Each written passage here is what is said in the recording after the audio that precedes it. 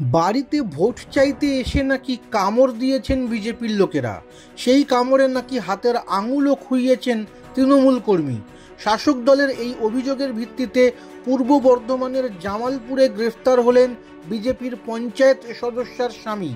যে তৃণমূল কর্মীর হাতের আঙুল খুবলে নেওয়া হয়েছে বলে অভিযোগ, তাকেও পুলিশ গ্রেফতার করেছে।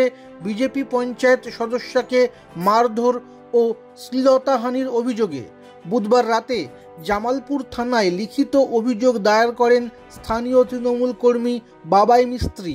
তার বাড়ি জৌগ্রামের বাদপুর গ্রামে। তার অভিযোগ, বুধবার বিকেল 4:30 নাগাদ তাদের গ্রামের বিজেপি পঞ্চায়েত সদস্যা জবা মৃধা, তার স্বামী কার্তিক মৃধা ও দলীয় কর্মীদের একাংশ তাদের বাড়িতে ভোট চাইতে আসেন। বাড়ির দেওয়ালে তৃণমূলের পোস্টার লাগানো রয়েছে দেখে তারা চটে গিয়ে অশ্লীল ভাষায় গালিগালাজ করতে শুরু করেন। বাবাইয়ের বক্তব্য, তিনি তার প্রতিবাদ করলে কার্তিক ধাক্কা মেরে ফেলে দিয়ে তার হাতের অনামিকায় কামড় বসিয়ে দেন। কামড়ে খুবলে নেন আঙুলের একাংশ। তাকে প্রাণে মারার হুমকিও দেন। এরপর তাকে জামালপুর গ্রামীণ হাসপাতালে নিয়ে যাওয়া হয়।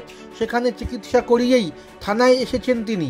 কার্তিকের অবশ্য দাবি, বাবাই সম্পূর্ণ উল্টো বয়ান দিয়েছেন পুলিশের কাছে। তিনিও থানায় লিখিত অভিযোগ করেছেন। তার বক্তব্য, বিজেপির হয়ে ভোট প্রচারের জন্য তিনিও তার স্ত্রী জবা দলের কয়েকজনকে নিয়ে বুধবার বিকেল 5:30 নাগাদ বাদপুরে হরিমন্দির এলাকায় যান। ওই সময় পরিকল্পনা মাফিক এলাকার তৃণমূল কর্মীরা রড, বাঁশ, শাবল নিয়ে তাদের উপর চড়াও হন, অশ্রাব্য গালিগালাজ করতে থাকেন। তা দেখে তার স্ত্রী জবা ছাড়াতে গেলে তার উপরেও চড়াই হন বাবাই। তারা জবার শ্লীলতাহানিও করেন, তাদের প্রাণে মেরে দেওয়ার হুঁশিয়ারিও দেন।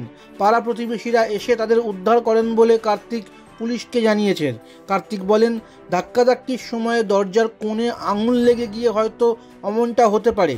আমি বাবাইয়ের আঙুল কামড়ে খেয়ে নিয়েছি বলে যে অভিযোগ করা হচ্ছে সেটা মিথ্যে।